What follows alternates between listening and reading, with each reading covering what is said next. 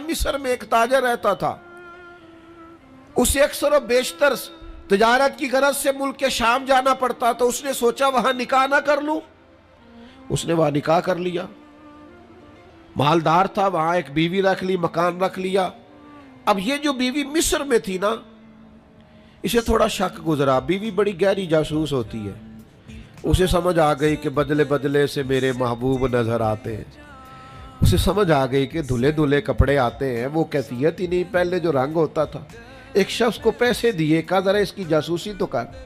شیخ فرماتے ہیں وہ ملک کے شام پہنچا، اس کے پیچھے پیچھے وہاں جا کے اس نے واپس آ کے خبر دی کہ تیرے شوہر نے تو نکاح کیا ہوا، لیکن اتفاق کی بات یہ کہ اس دفعہ جب یہ سفر سے آیا تو شدید بیمار تھا، بیوی حوصلے والی تھی، صبر والی تھی۔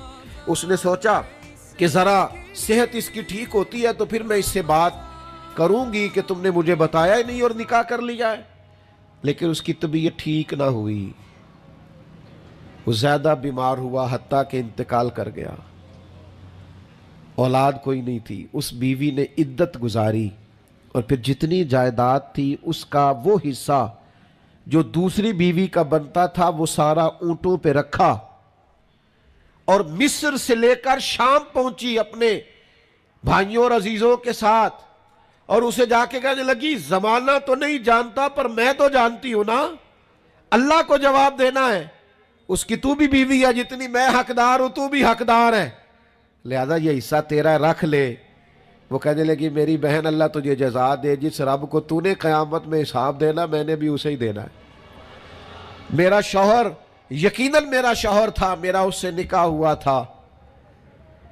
پر اس دفعہ جب وہ آیا تو شدید بیمار تھا، کہنے لگا شاید میں بچ نہ سکوں۔ وہ ایک مکان مجھے دے گیا، کچھ مجھے میرا حصہ دے گیا اور مجھے طلاق دے گیا۔